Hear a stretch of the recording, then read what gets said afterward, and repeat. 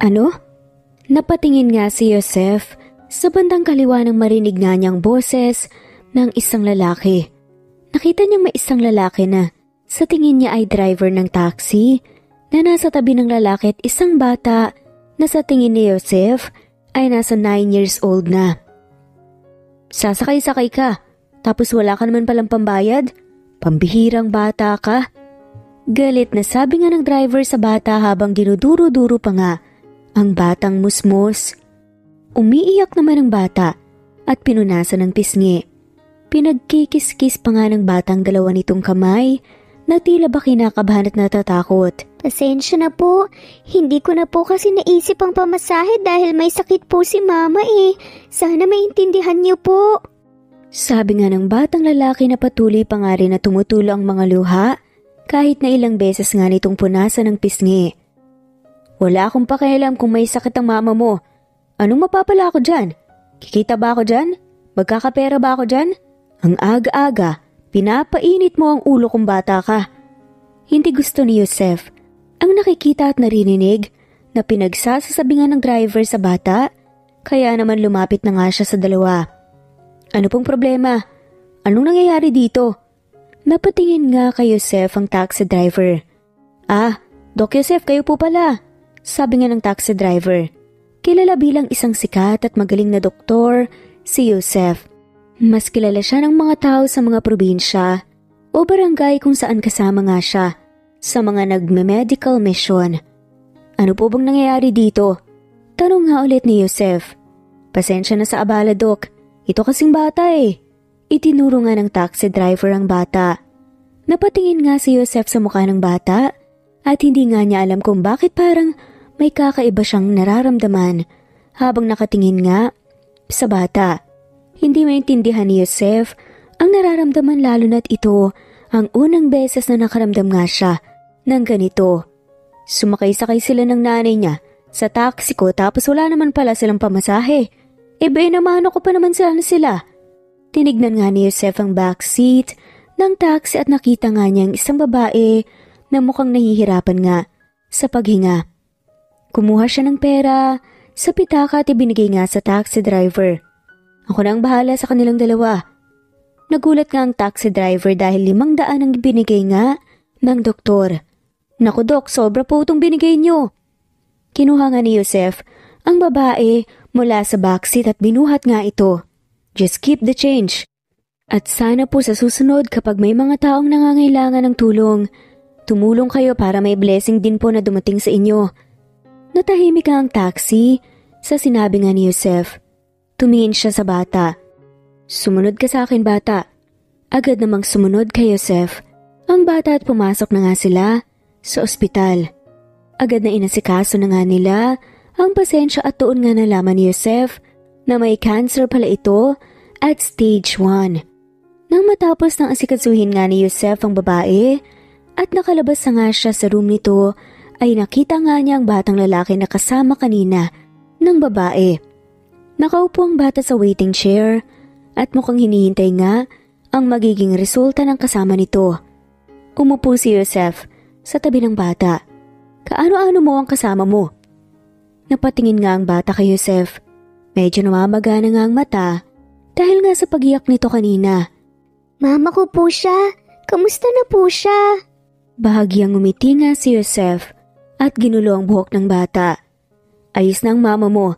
Ligtas na siya at dahil yun sa dinala mo kaagad siya sa ospital. Nakita ni Joseph ang pagbuga nga nito ng hangin na tila nakahinga ng maluwag ang bata. Muling napaiyak ang bata.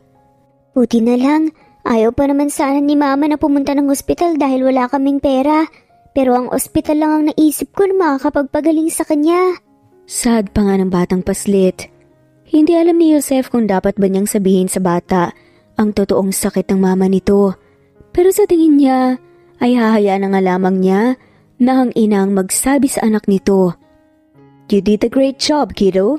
Hinaplas nga ni Joseph ang likod ng bata para patahanin nga ito. Dahilan para mapatingin nga sa kanyang bata. Ako nga pala si Joseph. Ikaw, anong pangalan mo? Bahagyang umiti nga ang bata kay Joseph at pinunasan nga ang pisngi. Ako po si Marco at ang pangalan naman po ng mama ko ay Karen.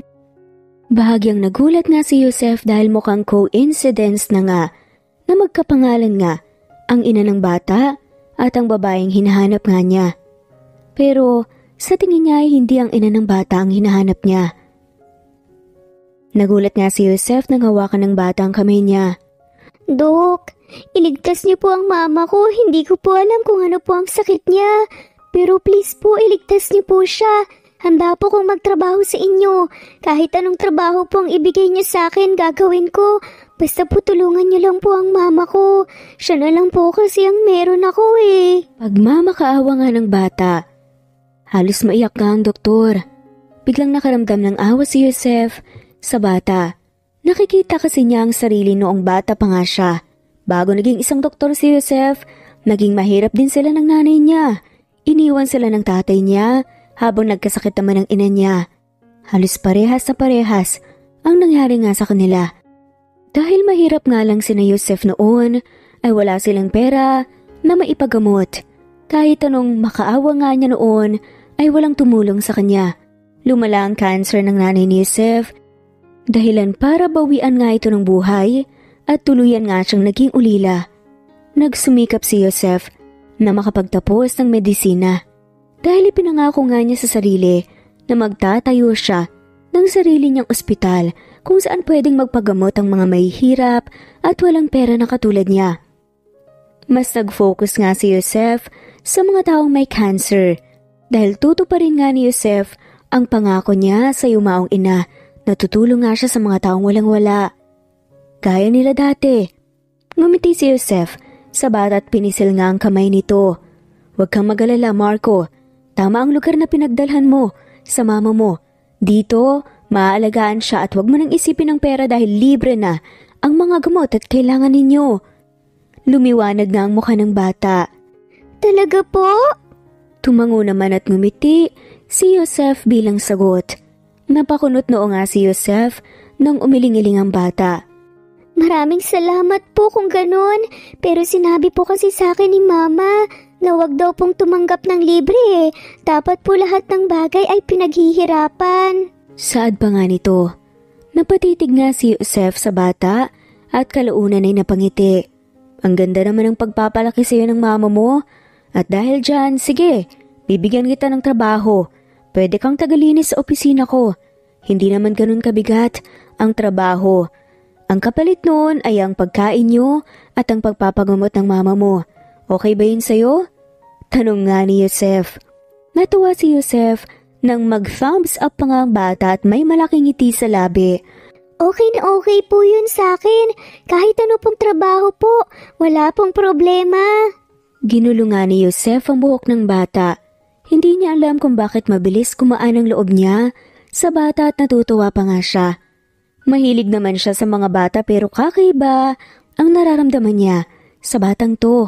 Siguro ay dahil nakikita nga niyang sarili sa bata na kahit naghihirap nga ay positive pa nga rin kung mag-isip. Kumain ka na ba? Tanong pa nga ni Joseph sa bata. Opo, kumain na po ako. Hindi pa man natatapos ng bata ang sasabihin ay umingay na nga ang tiyan nito. Sabay sabing, Oops, sorry po. Sabi nga ni Marco at napatakip pa nga sa bibig. Napakamot nga sa batok ang bata at natawa na nga lamang at the same time ay nahihiya dahil sa lakas ng ingay ng tiyan ng bata. Natawa na nga lamang si Joseph. Halika na, ililibre na kita ng makakain. Tatanggi na nga sana ang bata nang muling magsalita si Joseph. Hindi pala libre kasi babayaran mo naman, 'di ba? Bilang paglilinis mo. Napapailing na nga lamang si Joseph dahil mukhang ayaw talaga ng bata ng salitang libre at natutuwa nga siya dahil maganda ang pagpapalaki ng mama nito sa bata kahit laki nga sila sa hirap. Hindi naman kasi masamang tumanggap ng libre pero wag lang pa sobra dahil mas maganda pa rin ang makatanggap ng bagay na pinaghirapan mo. Kinabukasan nagising nga si Karen at ang puting kisame ang kaagad na bumungad nga sa kanya. Biglang napaisip nga si Karen kung anong nangyari sa kanya at nandito nga siya sa ospital. Bigla niyang naalala, na bigla pala siyang nakaramdam ng matinding sakit sa bandang dibdib niya. Mukhang hindi niya nakayanan ng sakit at nawalan nga siya ng malay. Pero ang ipinagtataka nga ni Karen ay kung sino ang nagdala sa kanya sa ospital. Wala pa naman siyang pera pambayad sa ospital. Napatingin si Karen sa may pinto nang bumukas nga ito. Nagulat nga si Marco nang makita na gising na nga ang ina niya. "Mama, gising ka na!" Mabilis na tumakbo nga papunta kay Karen ang bata at niyakap nga siya ng napakahigpit. Nag-alala po ako talaga ng sobra sa inyo nang mawalan ka po ng malay, Mama. Tumingin nga kay Karen ang anak. Akala ko po hindi na po kayo magigising. Akala ko po iiwan niyo na ako eh. Parang may kumurot nga sa puso ni Karen nang makita nga niya ang pagiyak ng anak. "Ano ka ba, anak? Hindi mawawala si Mama, okay?" Hinaplos nga ni Karen ang pisngi ng anak. "Ipinangako ni Mama sa'yo na hindi kita iiwan, di ba? Kaya habang buhay tayong magsasama." Sabay haplos nga sa pisngi ng bata. Tumango naman ang bata at muling niyakap nga si Karen. May dala po pala akong pagkain, Mama. Alam ko pong nagugutom na po kayo dahil kahapon po, hindi ka po kumakain eh. Sad pa nga nito. Nagtataka si Karen kung saan galing ang pagkain kayong wala namang pera ang bata. "Saan galing yan, Marco?" Bumaling nga kay Karen ang anak at ikinuwento nga ang nangyari. Bago po ako pumunta dito, ay nilinis ko po muna ang opisina ni Doc Jeff. Kaya ngayon po, babantayan ko po kayo. Mabuti nga po at sa opisina ako ni Doc Jeff nilagay eh. At least mababantayan ko po kayo pagkatapos ko pong magtrabaho. Napatitig nga si Karen sa anak at hindi maiwasan na maawa. "Hindi mo naman kailangan gawin yun, anak. Lumabas na lang tayo dito. Hindi mo kailangan magtrabaho dahil bata ka pa. Ang dapat sa'yo, nag-aaral at saka naglalaro." Umiling ang bata. Hindi, Mama, hindi po tayo aalis dito hanggat hindi ka po gumagaling. Ngumiti nga si Karen sa anak. "Pero magaling na ako, anak." Umiling-iling nga ulit ang bata at nakita nga ni Karen na talagang tutol nga ang anak niya. No, hindi pa po kayo magaling. Akala niyo po ba hindi ko po napapansin na may iniinda po kayong sakit? Biglang natigilan nga si Karen sa sinabi ng anak. Alam ko, Mama, pero hindi ko lang sinasabi dahil alam ko pong ayaw niyo pong mag-alala ko. Umiyak nga ulit ang bata. Gusto ko lang na gumaling ka, Mama.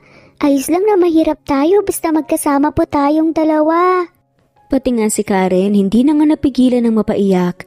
Niyakap niya ang anak at dalawa na nga sila ngayon ang umiiyak. "Huwag ka nang umiyak, anak. Sige na, mananatili na tayo dito at magpapakiling na ako, okay?" Tumango naman si Marco at mahigpit na niyakap nga ang ina.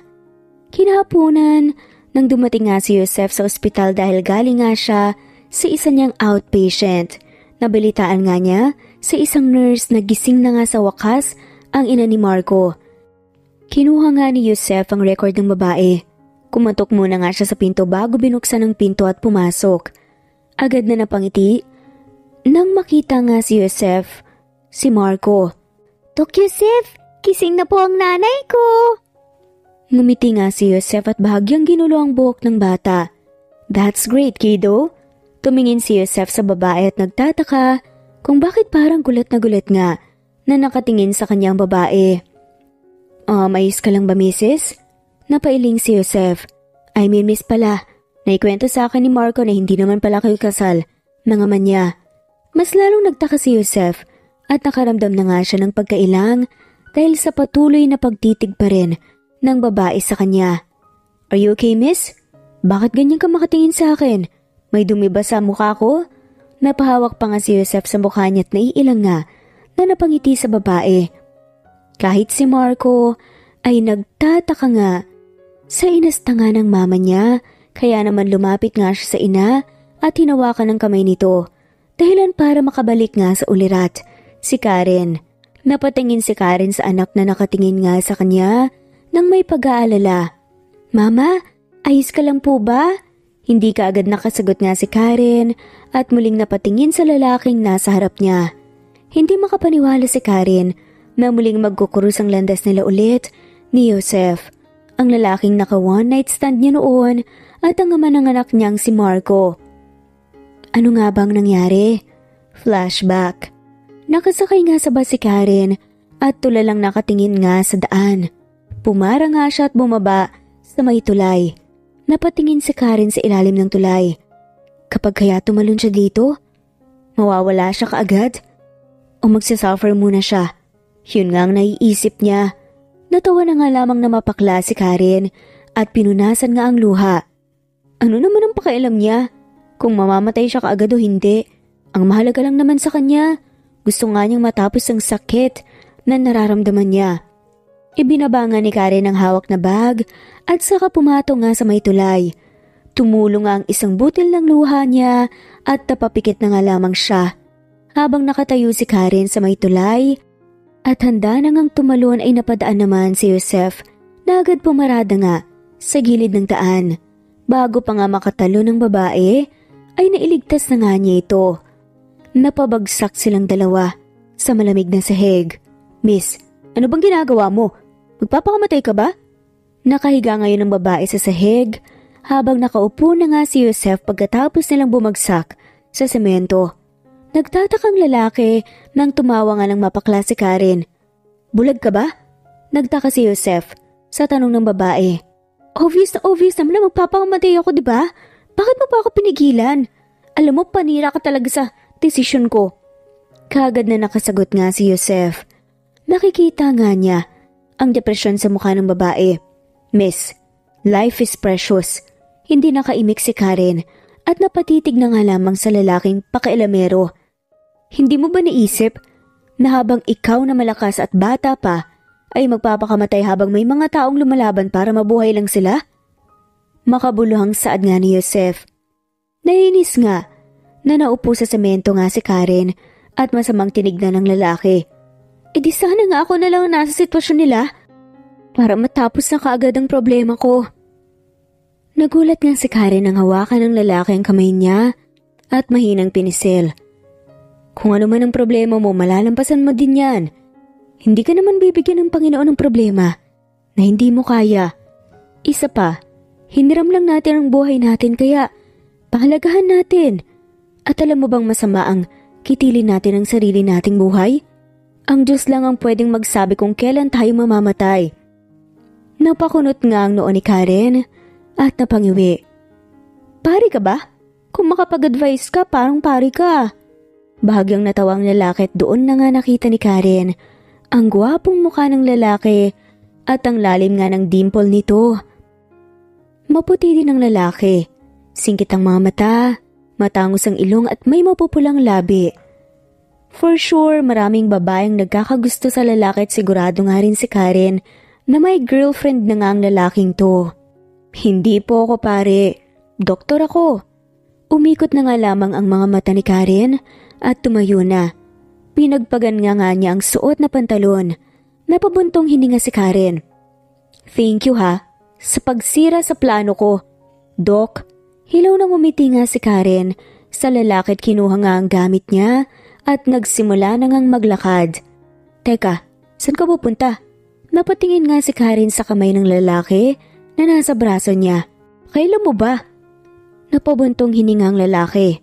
Hindi kasi maaatim ng konsensya ko na isiping baka magpakamatay ka na naman ulit. Si Karen naman ang napabuntong hininga. Huwag kang mag-alala dahil hindi na ako magpapakamatay. Naisip ko din na may point naman ang mga sinabi mo, Father/Doc, kaya huwag ka nang mag-alala. Hinawakan nga ni Karen ang kamay ng lalaki at inalis na nga mula sa pagkakahawak nga nito sa braso niya. Natigilan naman si Karen nang pigilan nga siya ng lalaki. Ano ba? Nakakainis ka ha? Naiinis na nga nasabi ni Karen. Taga dito ka ba? Umiling bigla si Karen. May kakilala ka ba dito? Muling umiling si Karen. Wala, okay? Nandito lang naman ako talaga para magbakasyon. At dahil hindi ko alam ang lugar na to, hindi ko pa din alam kung saan ako pupunta. Medyo naiinis na nga si Karen dahil sa pagiging pakialamero ng lalaki sa buhay niya gayong ngayon lang naman sila nagkakilala. Kung wala ka pang matutuluyan, pwede kitang tulungan. May alam ako. Kung okay lang sa'yo, pwede kang sumama sa akin. Napatitig nga si Karen sa lalaki na pangiwi. Bakit naman ako sasama sa'yo? Baka mamaya Rapist ka pa o kaya killer eh. Bahagyang natawa ang lalaki at may kinuha na pitaka nga nito. Mukha ba akong rapist? Hindi naman nakasagot si Karen. Dahil kung titignan nga ang mukha ng lalaki, hindi nga mapaghahalataan na rapist nga ito. Pero hindi porke gwapo ay pwede na ngang hindi maging rapist. Minsan, kaya ay ang gwapong mukha ng rapist ang ginagamit ng mga to para makakuha ng biktima. You can also check my ID. Kinuha nga ni Karen ang binigay na ID ng lalaki. Dr. Yusef Bautista. Yan ang nakalagay sa pangalan ng lalaki sa ID. Ibinalik nga muli ni Karen ang ID sa lalaki. Bakit mo ba ako tinutulungan? Hindi naman tayo magkakilala. Baka sinasayang mo lang ang oras mo sa akin. Baka busy kang tao, syempre. Ibinalik ng lalaki ang ID sa pitaka nito. Hindi naman kailangan na magkakilala tayo para tumulong. Hindi ba? Mas napatitig nga si Karen at nakikita nga naman niya ang kabaitan ng lalaki. Kung talagang hindi mabait ang lalaki, hinayaan na nga lamang sana niya. Kanina na mamatay ito. Kahit nagdadalawang isip nga si Karen, sumama pa nga rin siya kay Yusef. Dinala si Karen ni Yusef sa isang village kung saan naging mainit nga ang pagtanggap ng mga tao sa kanya. Doon din nalaman ni Karen na kaya pala nasa village na nga ito ni si Yusef ay nagbibigay pala ang lalaki ng libreng check-up at gamot sa mga tao sa village. Doon ay humanga nga si Karen sa lalaki dahil ngayon lang siya nakakilala ng isang tao na handang tumulong nga sa mga mahihirap na walang kapalit. Dahil sa mga nalalaman ni Karen tungkol sa lalaki, hindi na nga niya namamalayan na nahuhulog na pala ang loob niya sa lalaki. Bakit mo pala naisipan na magpakamatay? Tanong nga ni Yusef. Kinuha na Karen ang kape na binigay ni Yusef sa kanya. Natawa lang si Karen sa rason niya kung bakit siya magpapakamatay ng araw na yon. Totoo pala talaga, no? Kapag na-realize mo na mali ka, matatawa ka na lang talaga sa katangahan na nagawa mo. Hiniwalayan kasi ako ng boyfriend ko. Napatingin nga ang lalaki kay Karen. I'm sorry. Napangiwi naman si Karen. Bakit ka naman nagsasorry? Ikaw ba ang boyfriend ko? Ikaw bang nanakit sa akin? Hindi naman nakasagot ang lalaki. Salamat nga pala sa pagligtas sa akin ha. Napatingin ang lalaki kay Karen. Dahilan parang umiti siya sa lalaki. Kasi kung hindi mo ako niligtas, hindi ako makakapunta sa lugar na to. Hindi ko makikilalang mga tao dito. Nagkatitigan sina Yusef at Karen. Hindi ako magiging masaya sa kahit na kaunting panahon. Ikaw ang nagpa-realize sa akin na hindi pa huli ang lahat. At kahit na anong mangyari, maganda pa rin ang mangyayari sa buhay natin. Nagulat nga si Karen nang biglang hawakan nga ni Yusef ang pisngi niya. Napatitig siya sa mga mata ng lalaki at unti-unti nang inilapit nga ng lalaki mukha nito sa kanya. Hindi gumalaw si Karen at hindi rin umalma nang halikan nga siya ng lalaki sa labi. Habang inaangkin nga ni Karen ni Yusef mula sa likod, ay hinahalikan nga ng lalaking kanyang batok. Your tattoo is beautiful like you, Karen. Bulong nga ni Yusef sa tenga ni Karen. Hinalikan nga ni Yusef ang tattoo ni Karen na rose na may tangkay na nasa likod niya. End of flashback. Kinabukasan ng araw na yon, hindi na nga nakita pa ni Yusef si Karen dahil bigla na nga lamang itong nawala. Mama? Nabalik sa ulirat si Karen sa kanyang iniisip nang marinig nga niyang boses ng anak. Ayos ka lang po ba? May masakit po ba sa inyo? Sunod-sunod na tanong nga ni Marco sa ina. Maliit na ngumiti si Karen na tinawakan nga ang pisngi ng lalaki. Wala anak, may iniisip lang ako. Muling napatingin si Karen kay Yusef na ilang taon na nga niya ring hindi nakita.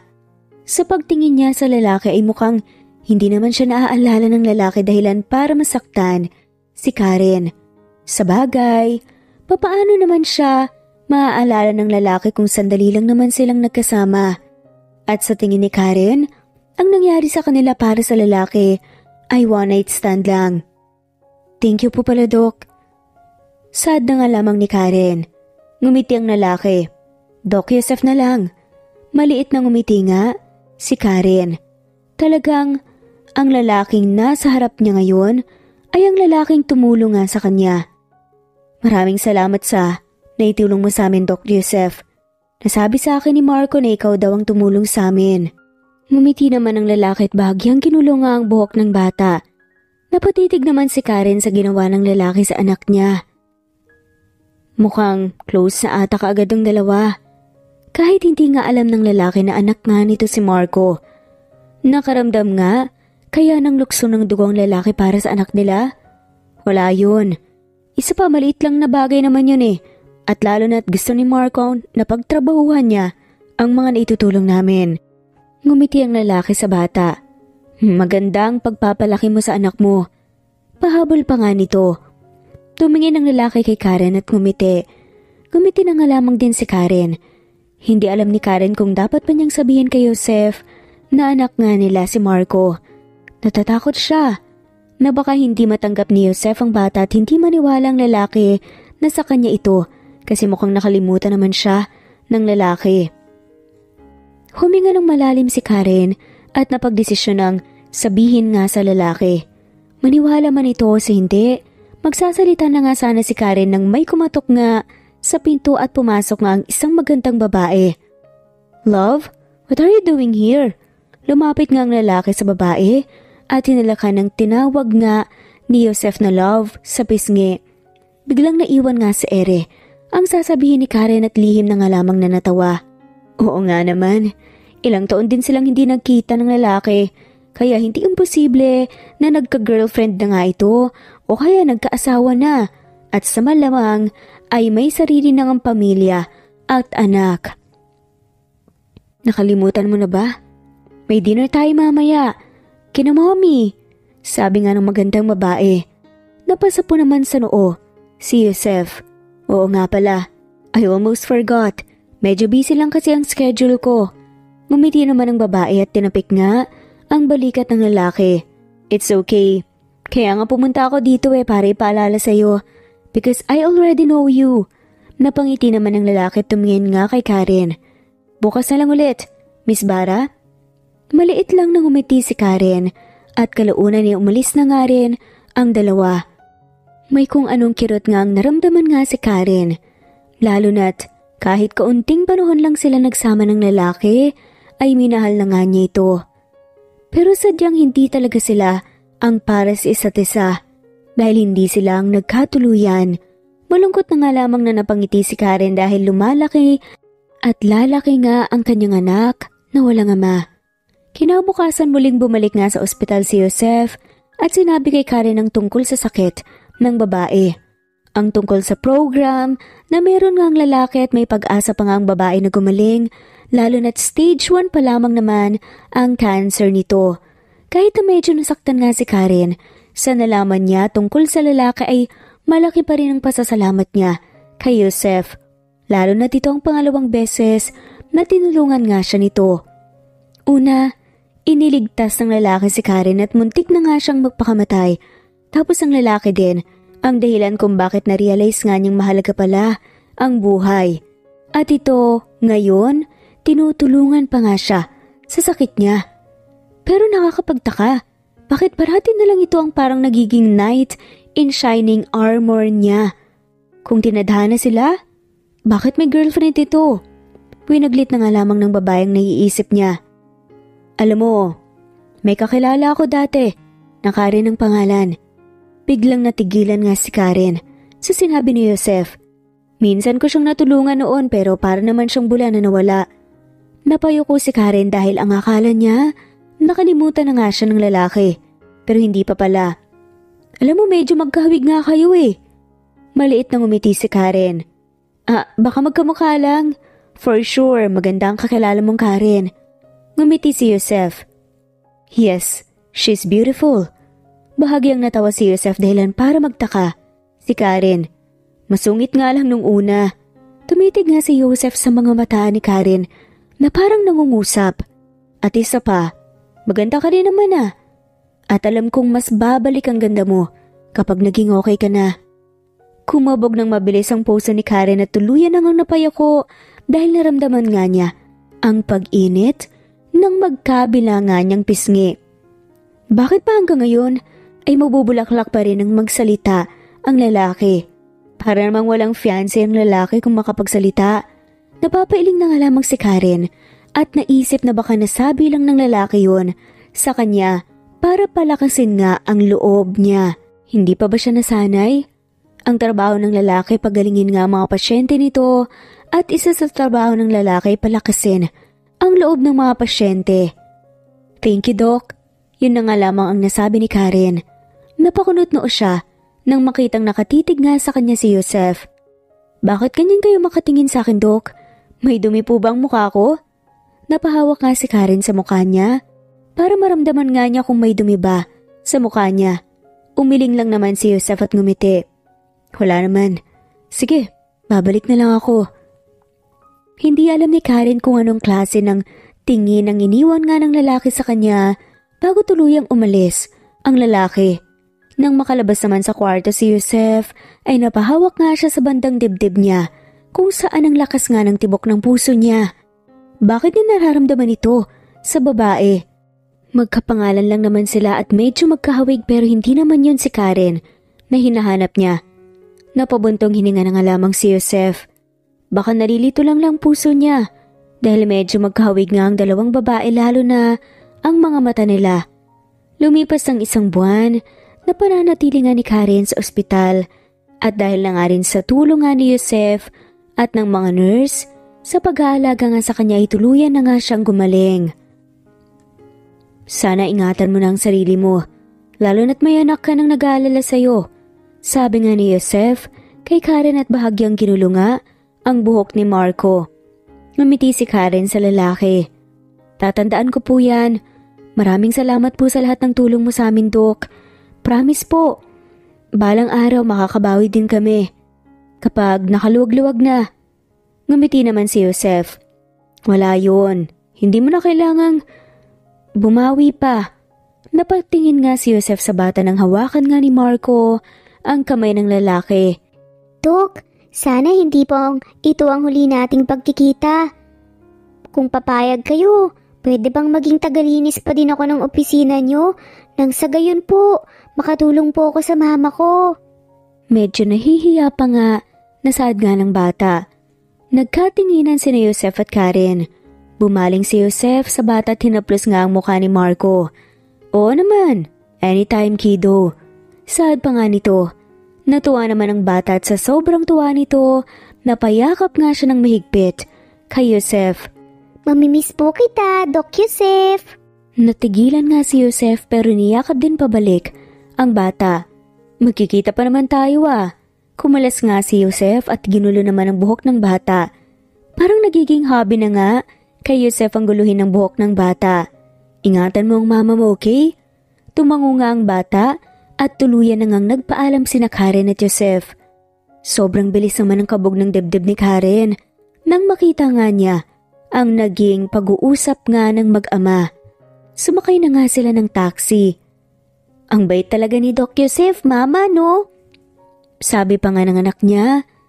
Nang makapasok na nga sila sa bahay, ngumiti lang bilang sagot si Karen. Sana siya na lang po ang papa ko. Biglang natigilan nga si Karen sa sinabi ng anak. Naupo si Karen sa upuan na gawa nga sa kahoy. Hindi ka dito anak. Lumapit naman ang bata kay Karen at hinawakan nga ang dalawang kamay ng anak. May gusto akong sabihin sa'yo pero sana ilihim na lang natin, okay? Napatingin naman ang bata kay Karen nang may pagtataka nga ang tingin. Ano po yun, mama? Huminga muna ng malalim si Karen bago nagsalita. Ang totoo ay si Doc Joseph ang ama mo. Nanlaki ang mga mata ng bata. Talaga po? Tumango bilang sagot si Karen. Pero hindi natin pwedeng sabihin sa kanya. Nagtataka naman si Marco. Bakit naman po? Muling napabuntong hininga si Karen at mahinang pinisilang kamay ng anak. Kasi baka may sarili na siyang pamilya. Ayoko namang magulo ang buhay niya. Baka kasi kapag nalaman niya na anak ka niya ay baka masira ang pamilya na meron siya. Biglang nalungkot ang bata. Pero paano po ko, Mama? Papaano po tayo? Hindi kaagad nakasagot si Karen dahil hindi niya alam kung ano ang isasagot sa tanong ng anak. Napaiyak na nga lamang siya. Hindi ko alam anak, I'm sorry. Hinaplos nga ni Karen ang mukha ng anak. I'm sorry anak kung nahihirapan ka sa sitwasyon namin ng papa mo ha. Kasalanan ko kung bakit hindi kayo nagkasama. At kahit kailan, hindi niya malalaman na anak ka niya. I'm sorry anak. Paulit-ulit nang humingi ng sorry si Karen sa anak dahil alam niyang nasasaktan nga ngayon ang anak niya. Pero wala siyang magawa para mawala ang sakit na nararamdaman ng anak. Sinapo ni Marco ang mukha ng ina at ngumiti kahit pa may luhang tumutulong nga galing sa mga mata ng bata. Ayos lang, Mama. Ayos na po sa akin na nalaman ko po kung sino ang totoo kong papa. Ayos na po sa akin na makasama ko po siya kahit niya po hindi niya alam na anak niya po ako. At mas ayos din po sa akin na kayo lang po ang kasama ko dahil kahit kailan naman po, hindi naman po kayo nagkulang sa pagmamahal sa akin eh. Mas lalo nga naiyak si Karen dahil sa mga sinabi nga ng bata. Niyakap nga ni Karen ang anak at mas naiyak. Hindi niya alam kung anong nagawa niyang mabuti para biyayaan nga siya na isang napakabait na anak. Maalaga, maintindihin, at kung ano-ano pa. Napakaswerte niya. Hindi man siya maswerte sa pag-ibig, swerte naman siya sa anak. Gaya nga ng sinabi ni Marco kay Joseph, ay nagtrabaho pa nga rin siya bilang tagalinis ng opisina ng lalaki. Pagkatapos yung maglinis, ay pinapauwi ka agad ni Joseph ang bata at palagi itong binibigyan ng pagkain. Nagtataka nga si Karen nang sa pagbukas nga niya ng pinto ay si Joseph kasama nga si Marco ang bumungad sa kanya. Ngumiti ang lalaki kay Karen. Hinatid ko lang siya. Pumasok na nga sa loob si Marco dalang pagkain na binili nga ni Joseph para sa kanila. Salamat, baka naabala ka ng anak ko ha. Umiling naman si Marco. Kahit kailan hindi magiging abala sa akin si Marco dahil mabait siyang bata at masipag pa. Biglang napangiti si Joseph at napatingin sa bata na siyang naghahanda na nga ngayon ng hapagkainan. Hindi ko nga alam kung bakit napakaganang loob ko kay Marco. Biglang natigilan nga si Karen nang magtagpo na naman ang mata nila. At sa'yo. Hindi nakasagot si Karen sa sinabi ng lalaki. Bigla tuloy siyang nakaramdam ng pagkailang. Mama, handa na po yung pagkain. Mabuti na lang ay sumingit si Marco dahilan para maputol nga ang awkward atmosphere ng dalawa. Sige, alis na ako. Alis na nga sana si Joseph nang hawakan nga ng batang kamay niya. Dito ka na lang po maghapunan, Dok. Please? Hindi kagad nakasagot si Joseph. Nakaramdam ng awa si Karen para sa anak dahil para na nga itong nanglilimos ng oras sa ama lalo na ngayon at nalaman na nga ng anak niya na si Joseph ang ama nito.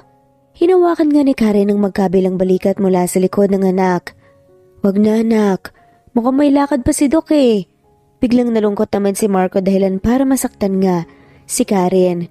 Sige po, pasensya na po Doc. Nagtataka si Karen nang pumantay nga si Joseph sa bata. Hinaplos ng lalaki ang mukha ng bata at saka ngumiti. It's okay kiddo, I can stay. Biglang lumiwanag ang mukha ni Marco. Yan ay kung okay lang sa mama mo. Nagulat nga si Karen nang tumingin nga sa kanya si Joseph nang nakangiti. Ito na naman ang puso niya. Nagwawala na naman dahil sa ngiti ng lalaki. Napatingin si Karen sa anak nang hawakan ng batang kamay niya. Pwede naman po, di ba po, Mama? Tanong pa nga nito. Napatitig si Karen sa mukha ng anak at nakikita nga niya ang excitement sa mga mata ng bata. Para sa ikakaligaya nga ng anak niya, tumango siya. Yes, baby. Napatalon nga sa tuwa ang bata at hinila kaagad papasok ng bahay ang lalaki. Napatitig na nga lamang si Karen sa likod ng magama. Lalo na ang anak niyang masayang masaya. Wala naman sigurong masama kung kahit ngayong gabi lang ay pagbibigyan niya ang anak sa gusto nito.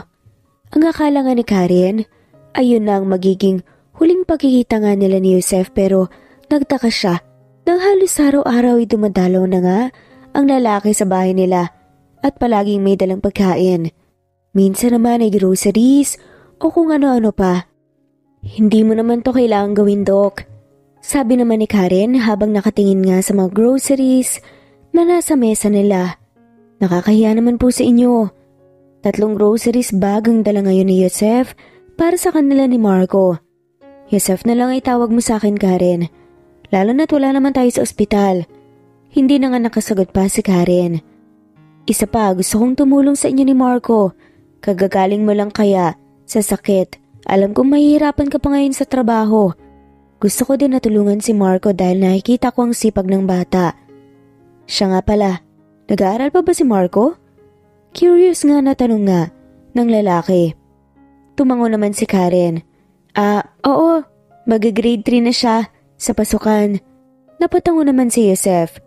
Kung papayag ka, Karen, gusto ko sanang pag-aralin si Marco para makasiguro ko na makakapagtapos siya at magiging maayos ang buhay niya. Magiging scholar ko siya. Don't get me wrong, may mga scholars naman talaga kami. Napatitig na nga lamang si Karen sa lalaki. Bakit mo ba ito ginagawa lahat, Yosef? Pakiramdam ko may iba ka pang layunin kaya mo ito ginagawa. Biglang kinabahan si Karen. Hindi kaya alam na ng lalaki na anak nga nito si Marco kaya sila tinutulungan nito? Hindi kaya sinabi sa kanya ni Marco ang katotohanan? Napailing-iling naman si Karen. Kung totoong alam na nga ng lalaki ang totoo, ay dapat nagtatanong nga sa kanya ang lalaki tungkol kay Marco. Napabuntong hininga si Yosef. I don't know. Hindi ko alam kung bakit gustong-gusto ko kayong tulungan, lalo na si Marco, pero sana hayaan mo ko, Karen. Gusto kong tulungan si Marco lalo na't nakikita akong masipag at mabait siyang bata. Napatitig na nga lamang si Karen sa lalaki. Ano kayang magiging reaksyon ng lalaki kapag nalaman nga nito na ang mag-ina na tinutulungan ng lalaki ay mag-ina pala niya? Ngumiti na nga lamang si Karen. Kung yan ang gusto mo, isa pa masaya naman si Marco na kasama ka. Hahayaan na nga lamang niya na pumasok sa buhay nila si Yosef. Lalo na't alam niyang sasaya ang anak niya. May gagawin po ba kayo sa linggo, Doc? Napatingin nga si Yosef sa bata dahil sa tanong nito. Napaisip naman si Yosef. Mukhang wala naman, bakit? Napangiti nga ang bata at lumapit sa lalaki. Balak ko po kasing ipasyal si Mama sa linggo. Gusto ko lang po i-celebrate po ang paggaling niya eh. Kung okay lang po sa inyo, pwede po ba kayong sumama sa amin? Bilang pasasalamat din po sa pagligtas niyo po sa buhay ng mama ko. Sad pa nga nito, sabay ngumiti at tinaas pa nga ang 2 kilay. Bahagya namang natawa si Yosef. Kahit hindi ka na magpasalamat, Marco. Kung gusto mong sumama ako, pwede, basta ikaw. Nanlaki ang mata ng bata. Talaga po, promise? Wala pong bawian yan ah. Bahagyang natawa nga si Yosef dahil sa kakulitan nga ng bata. Napailing at natawa na nga lamang si Yosef. Oo nga, promise. Ipinakita pa nga ng bata ang pinky finger niya dahilan para ipagsiklop nga ni Yosef ang pinky fingers nila. Nakita nga ni Yosef ang sobrang tuwa ng bata dahilan para matawa nga rin siya. Hindi niya alam kung bakit gusto nga niya na maging masaya ang bata lalo na ang ina rin ng bata. Napapailing na nga lamang si Yosef. Nagkakagusto na ba siya sa ina ng bata? Pero sa isip-isip niya imposible. Okay naman sila ng nobya niya at hindi siya pwedeng magkagusto sa iba.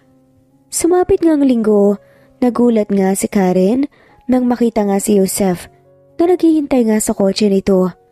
Anong ginagawa mo dito? Ngumiti si Yosef at nagkatinginan sila ng bata. Ako pong nagsabi kay Doc Yosef na sumama po siya sa atin, Mama. Sinabi niya din po sa akin na ililibre niya po tayo sa amusement park. Napangangan na nga lamang si Karen. Alam niyang gusto nga lamang ng anak niya na makasamang lalaki pero tama ba to? Papaano na lang kung malaman ng pamilya ng lalaki na kasama sila nito? Papaano kung magkagulo? Ayaw niyang maipit ang anak niya sa gulo. Mama, pwede po ba? Kahit ngayon lang po. Napabuntong hininga na nga lamang si Karen dahil mukhang wala din siyang magagawa. Ang anak na nga niya ang gumawa ng paraan para makasama ang ama nito. Kumiti si Karen sa anak at hinaplos ang mukha niya. Okay anak. Napatalo naman sa sobrang saya ang anak ni Karen. Biglang nakaramdam ng pagkailang nga si Karen nang magtamang mga mata nila ni Joseph. Dinala sila ni Joseph sa isang amusement park at sumakay nga sa mga rides. Sumakay na nga rin silang tatlo sa Ferris wheel.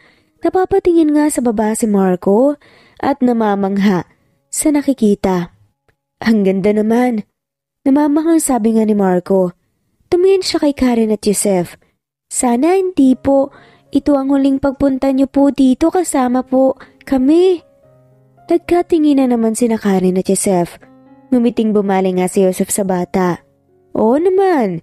Anytime na gusto mong bumalik dito, sabihan mo lang ako. Nagulat nga ang bata. Talaga po? Tumango si Joseph. Yes, kiddo. Napangiti ang bata. Thank you po. Muling tumingin nga sa labas ang bata. Narinig ni Joseph ang pagbuntong hininga ni Karen. Kaya napatingin siya sa babae. May problema ba? Napatingin si Karen dito. Huwag mong masyadong ini-spoil ang anak ko, Joseph. Baka kasi masanay siya. At kapag wala ka na dyan para sa kanya, masakit yun. Ayokong mangyari yun. Napakunot noon naman ang lalaki. Hindi naman ako mawawala. At isa pa nangako ko kay Marco na palagi lang ako nandito para sa kanya. At wala akong balak na pakuin yun. Muling napabuntong hininga si Karen at napaiwas nga ng tingin sa lalaki. Hindi mo masasabi yun, lalo na't may sarili kang pamilya. Mas lalong napakunot noo nga si Joseph at magsasalita na nga sana nang tumigil na nga ang Ferris wheel. Unang lumabas si Marco, sumunod si Karen at huli na bumaba si Joseph. Dok Joseph, gusto ko po ng ice cream. Ako nang bibili anak, maupo na muna kayo dyan ni Doc Joseph. Umalis na nga si Karen at naupo naman sa isang bench sina Joseph at Marco. Alam mo Dok, ang saya-saya ko po ngayon. Sana ganito po tayo palagi ni Mama para tuloy tayong pamilya. Sana nga po ikaw na lang po yung papa ko eh. Napatingin nga si Joseph sa bata. Biglang natigilan si Joseph sa sinabi nito. Hindi niya alam kung anong dapat isasagot pero sa totoo lang ay hinihiling din ni Joseph na sana anak na nga lamang niyang bata dahil palagi siyang masaya sa tuwing kasama nga ang mag-ina. Sa isip ni Joseph ay pwede naman pero paano na nga lamang ang pangako niya na hahanapin niya si Karen. Hindi na nakapagsalita pa si Joseph dahil bumalik na nga si Karen dala ang 3 ice cream. Kinahapunan, dinala na naman ni Joseph ang dalawa sa isang restaurant. Ginawa ng lahat para maging masaya ang dalawa sa araw na to. Maraming salamat po sa araw na to, Doc Joseph. Good night po. Hinalikan nga ni Marco sa pisngi si Joseph at pumasok sa bahay. Naiwan naman sa tapat ng bahay sina Karen at Joseph. Ngumiti siya sa lalaki. Salamat sa pagpapasaya mo sana ko, Joseph.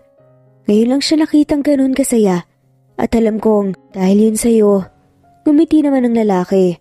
Wala yun, isa pa, hindi naman siya magiging ganun kasaya kung hindi kanya kasama. Hindi na nga nakapagsalita pa si Karen at tila hindi na nga alam kung anong gagawin. Kumakabog na naman kasi ang malakas ang puso niya dahil sa titig nga ng lalaki sa kanya. Good night, Karen.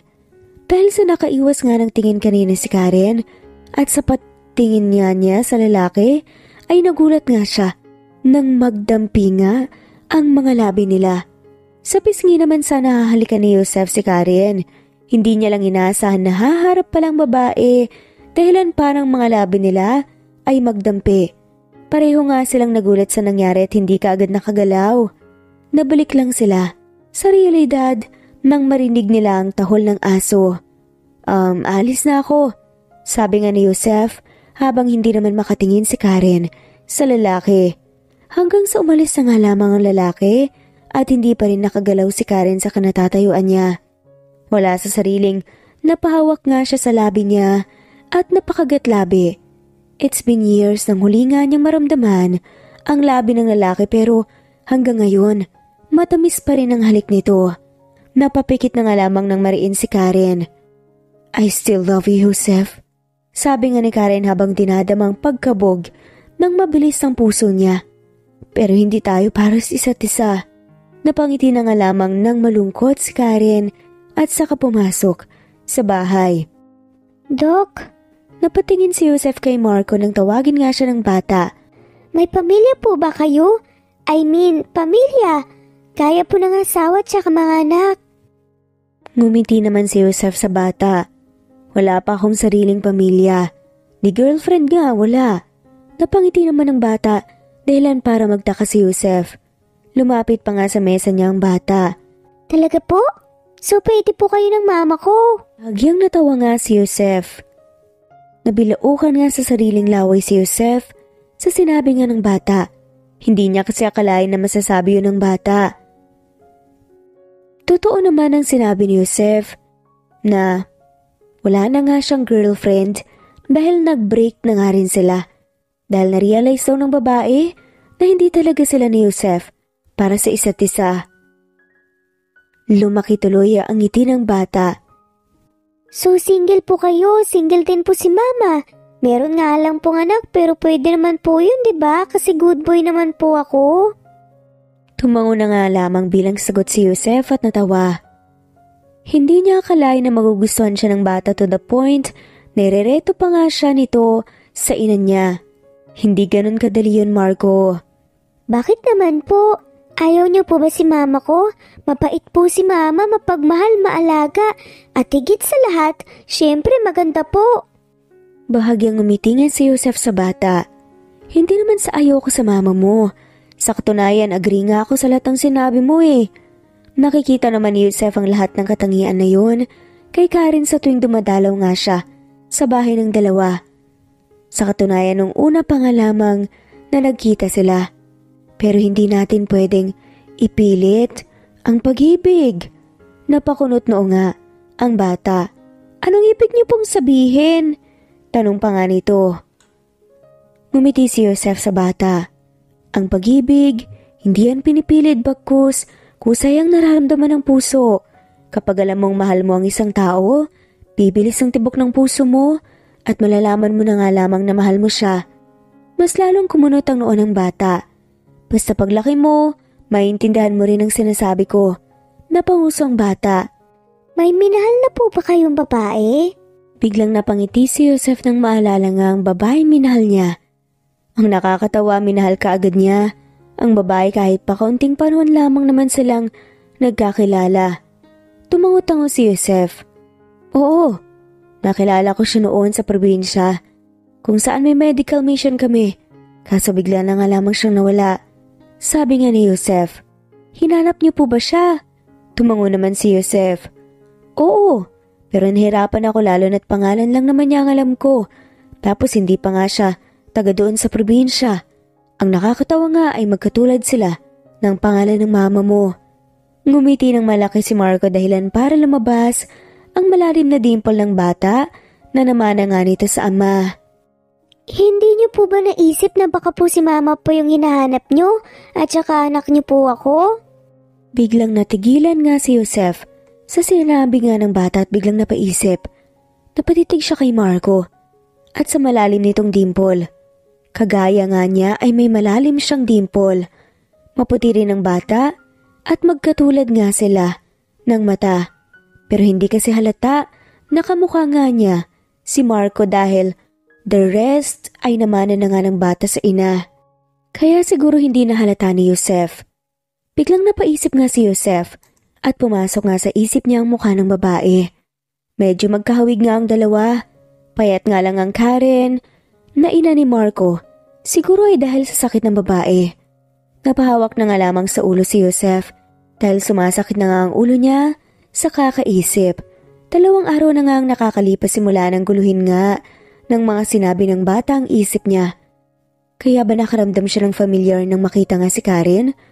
Lukso ng dugo bang nararamdaman niya kay Joseph kapag magkasama sila? Halos hindi na nga niya kasi maalala ang mukha ng babae.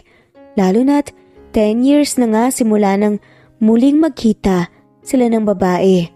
Para masagot nga ang katanungan sa isip nga ni Joseph, tumawag nga siya ng private investigator at pinaimbestigahan nga si Karen at ang anak nito. Kung tama nga ang sinabi ng bata sa kanya na si Karen ang babaeng hinahanap niya, ay may chance nga na anak niya si Marco. Napahawak nga Sa bibig si Joseph at napangiti na nga lamang. Kung totoo nga na si Karen, na nakikilala ko sa probinsya at si Karen na ina ni Marco ay iisa. Anak ko si Marco. Mas lalong napangiti si Joseph. Hindi ko man lang alam na may anak pala ako. Nagbunga pala ang gabing yun. Napasuklay na nga lamang si Joseph sa buhok. Kailangan kong malaman ng totoo sa lalong madaling panahon. Lumipas ang 2 araw, napag-iimbestiga nga ng private investigator na kinuha nga ni Joseph, nagkaroon na nga rin ng resulta. Ilang araw na nga rin ang nakalipas nang huling makita ni Joseph ang dalawa. May medical mission kasi siya kaya hindi na nga rin muna siya nagpupunta sa kanyang opisina, pati na rin si Marco. Napatitig nga si Joseph sa litrato ni Karen kung saan nakangiti nga itong tumingin sa kamera habang nakatalikod. Kita ang likod ng babae dahilan para makita nga niya ang tattoo nito. Gusto na nga lamang maiyak ni Joseph sa nalaman. Ibig sabihin anak ko talaga si Marco. At ang Karen na hinahanap ko ay si Karen na ina niya. Hindi napigilan nga ni Joseph ang maiyak para malaman niya ang totoo. Wala na nga siyang sinayang pa na oras kahit wala nga siyang pahinga dahil kagagaling nga lamang niya sa isang medical mission ay agad siyang nagpunta sa bahay ni na Karen. Gusto niyang makausap ang babae at dito nga mismo malaman ang totoo. Nagtataka si Joseph dahil ilang beses na nga siyang kumakatok at wala pa ring bumubukas ang pinto. Hindi kaya umalis ang dalawa? Kinuha nga ni Joseph ang cellphone at napatigil na nga lamang nang ma-realize na wala pala siyang number ni Karen. Napasa po na nga lamang siya sa noo. Excuse me po Ale. Napatigil nga isang babae na napadaan nga nang tawagin to ni Joseph.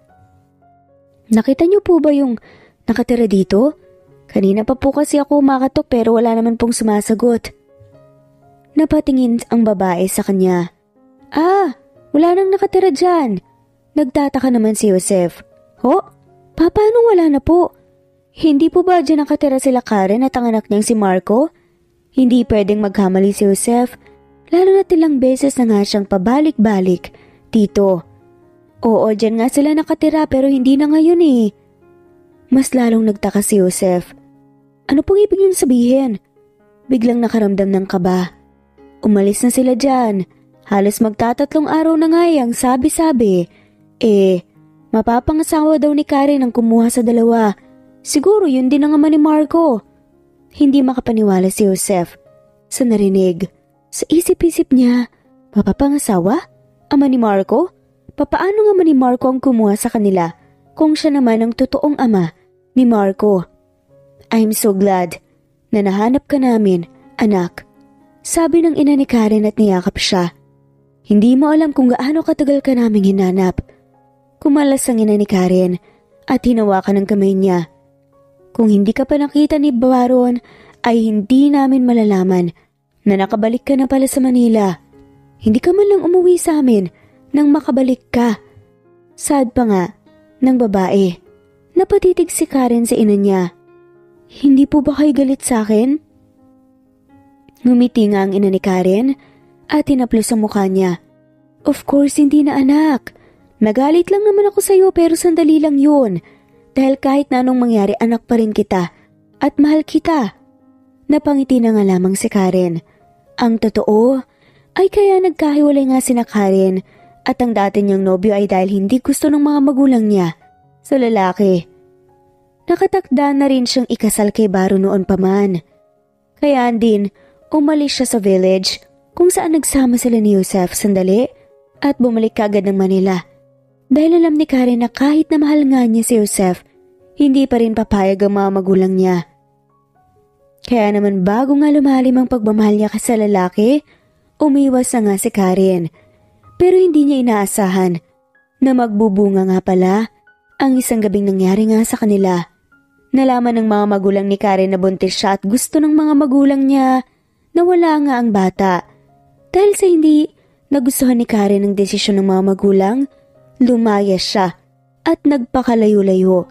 Sinubukan din ni Karen na bumalik sa village kung saan nakilala nga niya si Joseph pero wala na nga doon ang lalaki. Kaya naman pinilit na nga lamang niyang buhayin mag-isa ang sarili at ang anak. Ito na ba ang apo ko? Lumapit ang ina ni Karen sa bata at sinapo ang mukha nito. Napakagwapong bata, manang-mana sa lola. Hinawakan nga ng babae ang kamay ng bata. Halika Marco, ipakikita ko sa iyo ang magiging kwarto mo. Umalis na nga ang dalawa at naiwan sina Karen at Baron sa sala. Welcome back. Napatingin si Karen sa lalaki at ngumiti. Salamat. Napabuntong hininga si Baron. Hindi mo naman kailangan lumayo para lang hindi ako pakasalan, Karen. Pwede ka namang humindi sa kasal kung talagang ayaw mo. Napangiti naman nang mapait si Karen. Alam naman natin pareho na hindi tayo makakahindi sa mga magulang natin, hindi ba? Magkababata nga sina Baron at Karen at sabay na lumaki.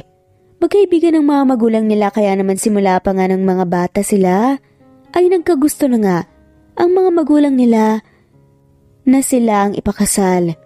Hindi magawang mahalin ni Karen si Baron dahil para sa kanya ay kapatid lang ang turing niya sa lalaki at ganun din naman ang lalaki sa kanya. Napangiti nga nang mapait si Karen. Paregas, hindi ko na matatakasan ang nakatadhana sa akin. Napatitig si Baron kay Karen. Ibig sabihin, pumapayag ka na magpakasal? I mean magpakasal sa akin. Natawa ng bahagya, nailing naman si Karen. Kahit na ilang taon na nga ang nakakalipas, palabiro pa rin talaga ang lalaki. Oo, isa pa. Gusto ko na rin na mabigyan ng isang buong pamilya si Marco. Ngumiting tumingin nga si Karen sa lalaki.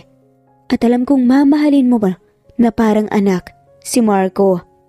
Niyakap nga ni Baron si Karen. Oo naman, alam mo naman na mahal kita. Niyakap nga pabalik ni Karen ng lalaki. Alam naman ni Karen na magiging mabuting asawa niya si Baron. Kaya lang naman siya umalis noon ay dahil gusto nga ng mommy niya na ipalaglag nga ang bata.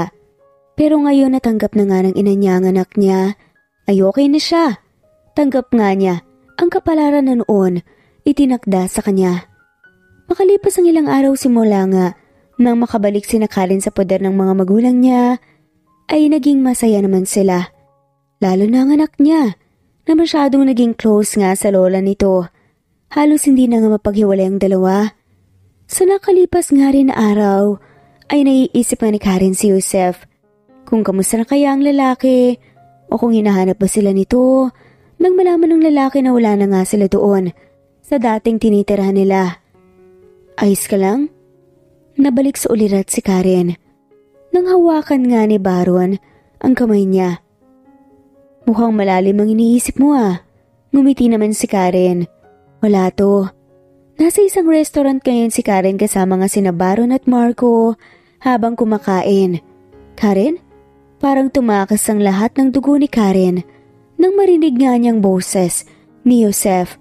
Kinabahan habang dahan-dahan nga niyang inaangat ang ulo para makita ngang lalaki. Totoo nga, si Joseph nga ang nagmamay-ari ng boses. Joseph?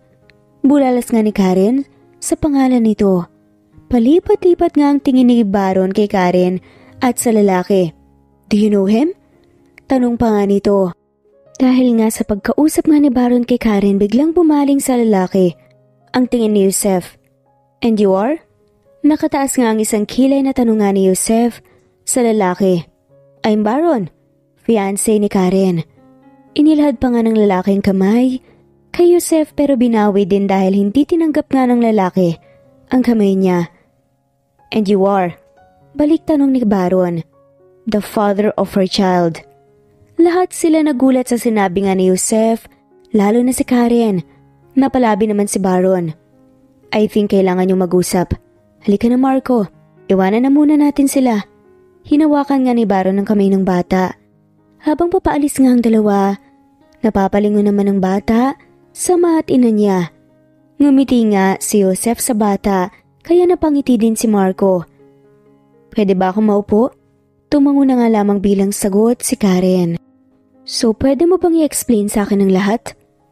Alam naman ni Karen na walang lihim na hindi nabubunyag pero hindi niya inakala na ganito pala ang pakiramdam kapag nabunyag na nga ang sekreto.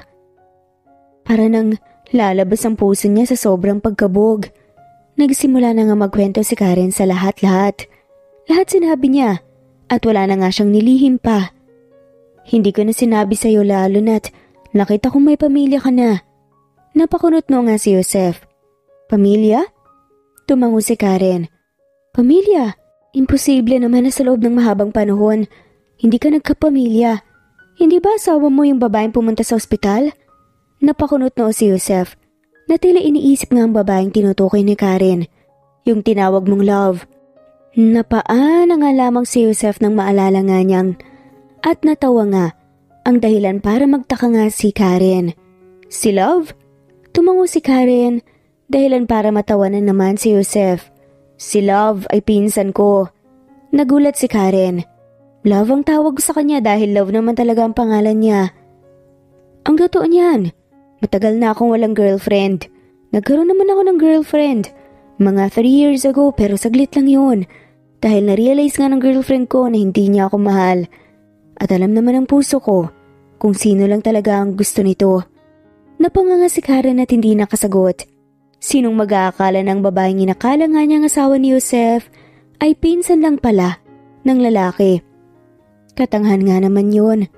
Napatingin nga si Karen sa kamay niya nang hawakan nga ito ng lalaki. Isa pa, wala akong asawa. Well, meron kung papayag ka. Mas lalong natameme nga si Karen. Pinisil nga ni Joseph ang kamay niya. Simula nang makilala kita Karen, ikaw na ang babaeng minahal ko. Minahal kita dahil sa ugali mong masungit. Sinamaan nga ng tingin ni Karen ang lalaki pero natawa lang ito. Hindi mo lang alam kung gaano kita katagal na hinanap nang bigla kang mawala.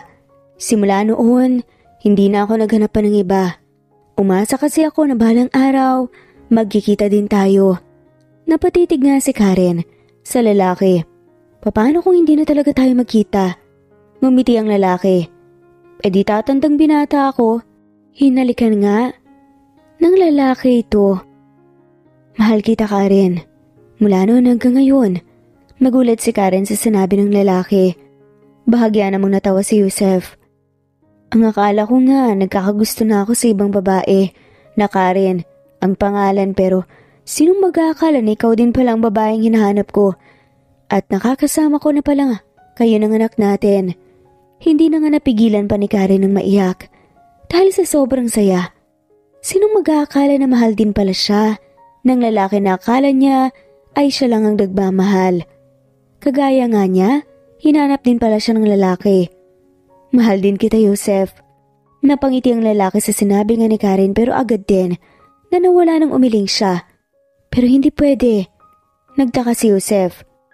Anong hindi pwede? Bakit hindi pwede? Mahal naman natin ang isa't isa. Kaya wala akong makitang dahilan para hindi tayo pwede. Sunod-sunod naman na tanong ni Joseph. Nalilito. Kasi ikakasal na ako. Sa iba. Ngumiti nga si Joseph. Pero nawala din.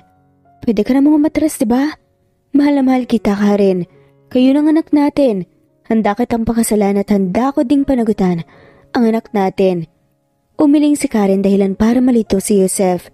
Hindi ganun kadali yun, Joseph. Naalala mo nung sinabi kong naghiwalay kami ng boyfriend ko noon, kaya ako nagpakamatay? Mahal namin ang isa't isa, pero hindi siya tanggap ng mga magulang ko dahil simula nung bata pa lang ay nakatakda na akong ikasal kay Baron. Pinahirapan siya ng mga magulang ko to the point na siya na mismong nakipaghiwalay sa akin. Ngayon na bumalik na ako kina mommy, ay matutuloy na rin ang kasal na gusto nila. Paliwanag ni Karen. Pero hindi mo naman siya mahal, di ba? Umiling si Karen. O di wag ka magpakasal sa kanya. Pinisil nga ni Joseph ang kamay ni Karen. Choose me, Karen. Umalis na umiiyak nga sa restaurant si Karen. Nalilito. Dumiretso sa kotse. Hindi nagsalita pa. Ang anak niya at niyakap lamang habang si Baro naman tahimik na nagmaneho. Kahit pamahal ni Karen si Joseph, nalilito nga talaga siya. Natatakot kasi siya na baka muling mangyari ang ginawa ng mga magulang niya sa dati ng nobyo kay Joseph. Ilang araw na nga ang dumaan hindi nga muling nagkita sina Karen at Joseph. Sa isip ni Karen ay baka natauhan nga rin ng lalaki at sumuko na nga. Masakit man isipin para kay Karen ay mukhang mas makabubuti na nga rin yun. Pareho lang silang masasaktan. Binuksan nga ni Karen ang pinto ng kwarto niya. Nang may kumatok, nakita niyang isa sa mga katulong nila. "Ma'am, may naghahanap po sa inyo." Napakunot-no nga siya. "Sino daw po?" Wala naman kasing maalala si Karen na may bisita nga siya ngayon. Imposible naman na si Baron dahil may out of town nga ang lalaki at sa susunod na araw pa ang uwi ni Baron. "Si Doc Yusef daw po." Nanlaki ang mata nga ni Karen at mabilis na naglakad nga sa sala. Kinakabahan nga ito dahil nandito pa naman ang mga magulang niya. Ano bang pumasok sa isip ng lalaki at pumunta dito? Hinihingal na dumating nga si Karen sa sala at nakita niya si Yusef na nakaupo sa sofa. Napalingon nga sa kanyang lalaki at napatayo nang makita siya. "Karen." Agad siyang lumapit sa lalaki. "Anong ginagawa mo dito?" "Nandito ang mga magulang ko." "Umalis ka na bago ka pa nila makita." Hinawakan nga ni Karen ang braso niya. Nagmatigas naman si Yusef. "Hindi ko alis, Karen." "Please, Yusef." Pagmamakaawa naman, natinigdan nga ni Karen ang lalaki. "Umalis ka na, baka makita ka pa ng mga magulang ko. Ayokong magkaya ka sa dati kong boyfriend. Ayokong pati buhay mo sirain nila." Ganun kasi ang ginawa ng mga magulang ni Karen sa dati niyang nobyo. Kaya walang magawa ang lalaki kundi hiwalayan siya. Ayaw niyang pati si Yusef pahirapan nga ng mga magulang niya. "Hindi ako alis, Karen. Hindi ako alis hanggat hindi ko nakakausap ang mga magulang mo." Pagmamatigas nga nito. Nanlaki ang mga mata ni Karen. "Napabaliw ka na ba?" "Mas mababaliw ako kapag nawala ka pa sa akin at ang anak natin, Karen, please." Napatingin nga sa kamay si Karen nang hawakan nga ni Yusef ito. Hindi nakapagsalita si Karen. Gusto niyang subukan pero natatakot siya na baka hindi pumayag ang mga magulang niya. "Ayaw kong masira ang buhay mo, Yusef." Halos maiyak nga nasaad naman ni Karen. "Hindi mo ba naisip na baka mas masira ang buhay ko kung hindi ko makakasama ang anak natin? At ikaw?" Magsasalita na nga sana si Karen nang marinig nga niya ang boses ng ina. "Sino yung bisita mo, Karen?" Sobrang pagkabog nga ng puso ni Karen dahil ito na nga ang kinakatakutan niya. Kasama ng mommy niya ang daddy niya at si Marco na nakatingin nga ngayon kay Yusef. Nagsalita na nga si Yusef. "Good afternoon, ma'am." "Sir, ako po si Dr. Yusef Bautista. Ako po ang naging doktor ni Karen nang magkasakit siya." Nakipagkamay naman ang mga magulang ni Karen sa lalaki. "Yes, I heard a lot about you from Marco." Napatingin si Karen sa anak. Hindi niya kasi inaasahan na nakukwento pala ng anak niya ang tungkol sa lalaki. "Maraming salamat sa lahat ng tulong na ginawa mo para sa anak at sa apo ko. How can I thank you, Doc Yusef?" Napalunok ng mariin si Karen. Nang tumingin nga sa kanya si Yusef, muling bumaling ng tingin nga ang lalaki sa mga magulang ni Karen. "Pwede niyo po akong pasalamatan. Sa pamamagitan po ng pagpayag ninyo, napakasalan ko ang anak niyo." At alagahan sila ni Marco. Lahat sila nagulat nga maliban kay Marco na malaki ang ngiti sa ginawa ng ama. Napatingin ang ina ni Karen sa kanya. "What's the meaning of this, Karen?" Tanong ng ina ni Karen. Hindi alam ni Karen kung anong sasabihin sa ina. "Ma'am, huwag niyo po sanang pagalitan si Karen. Hindi niya po alam na pupunta ako dito. And sinabi niya din po sa akin kakasal na siya. Hindi po ako nakinig sa kanya dahil ayoko pang manahimik na lang. At tanggapin na ang babaeng mahal ko, ikakasal sa iba." Muling napabali nga ang ina ni Karen kay Yusef.